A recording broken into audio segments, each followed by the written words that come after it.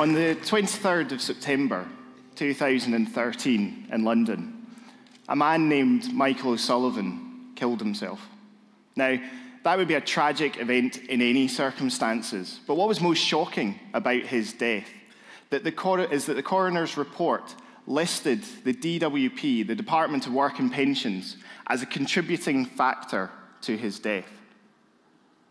Michael had been summoned in to attend a fitness for work interview, which, despite his many physical and mental problems that he had faced over many years, deemed him fit to return to work, regardless of the impact that it might have on him, and left him in a position where he felt that taking his own life was his only way out. Last year, at a football tournament in England, a group of kids who had reached the semi-final stage had to drop out of the tournament, right at the stage where they had a chance of winning this entire thing. The reason? They couldn't keep playing. They hadn't eaten properly in days. They literally did not have the energy to finish something that was fun and exciting for them. This was despite the fact that for most of them, their parents were working, and actually their parents had been going without food to try and keep them fed.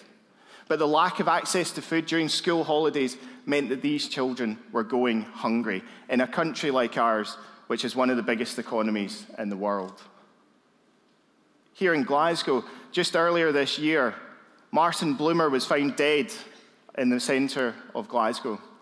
He had been living homeless, and he died on a cold Glasgow night.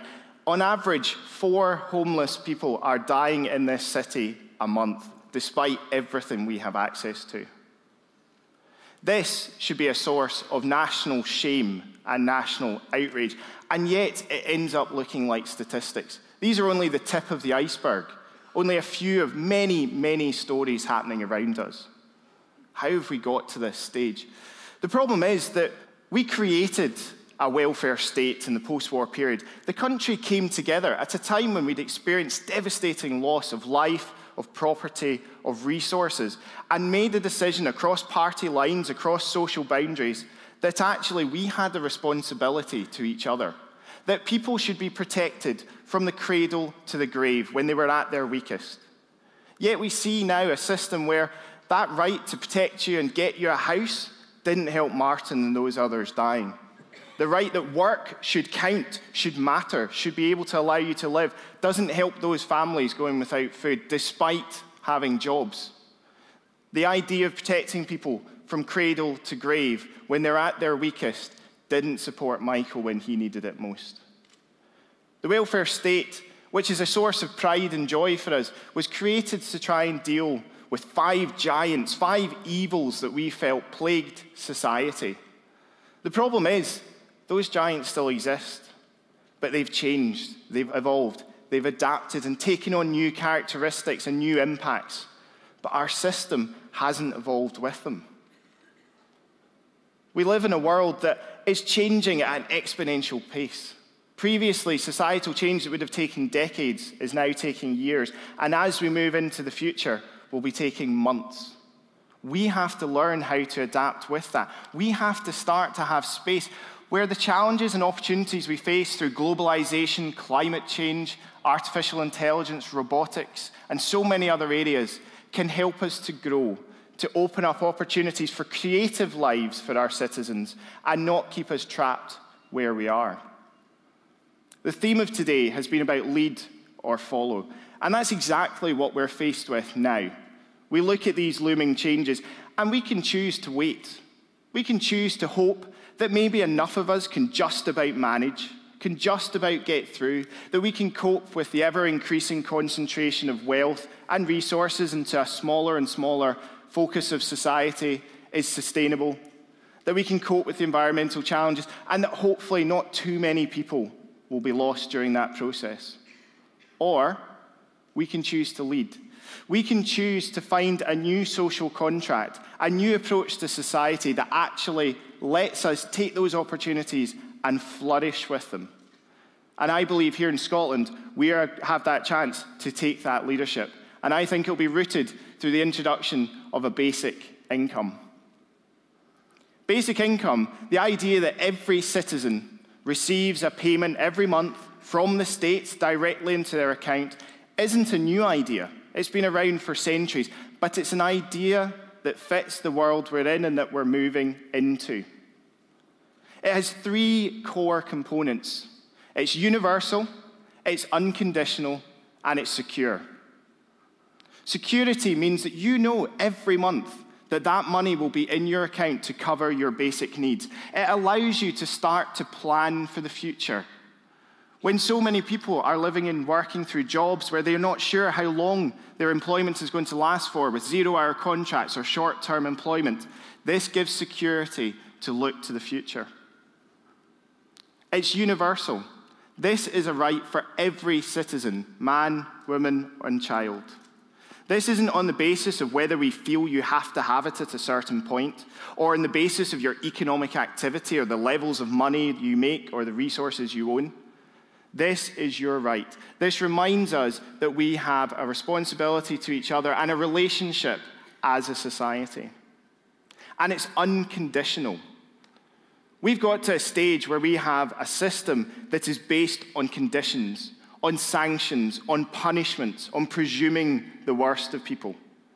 Basic income is the idea that actually we believe in people.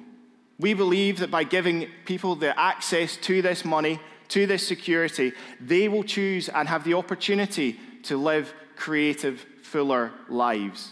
It's a positive affirmation of where we can go. It's not free money.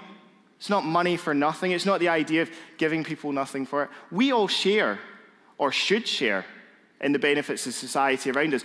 The cliche is true. No man, woman, or child is an island. All of us rely upon the structures of the state, of international relations, and of what has been done for the generations that have led to where we are today.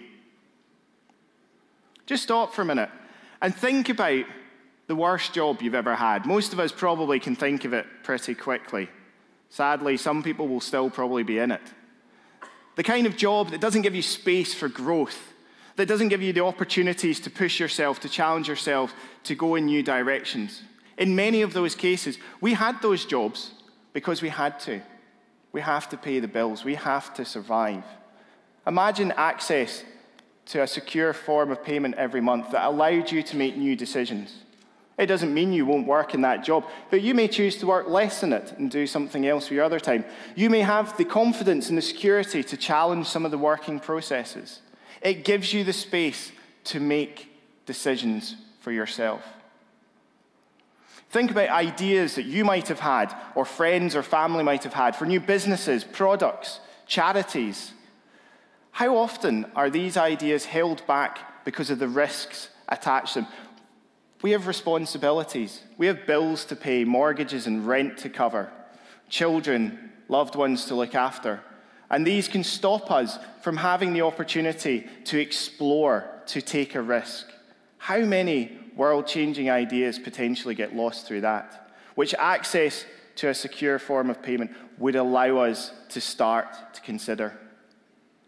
Think of how many people have caring responsibilities for loved ones, elderly relatives, children, who contribute to their communities through volunteering, through working in different organizations.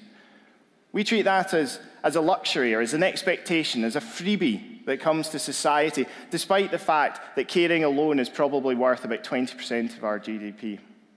Imagine actually valuing that, giving people a payment that allowed them to choose to have those opportunities in their lives, that could choose to give back to their communities, to care for people that needed it.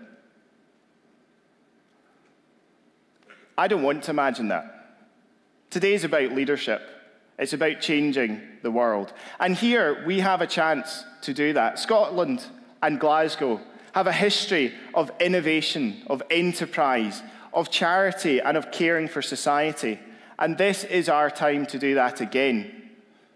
In Scotland and here in Glasgow, we're exploring experiments about how we can test this out in practice, how we can start to get the evidence that will show the impact that this can genuinely have for people, that can start to change that relationship, take us away from the sanctions-based system we have now to one that is fit for purpose, for the future that we face, and the way that we can work within that.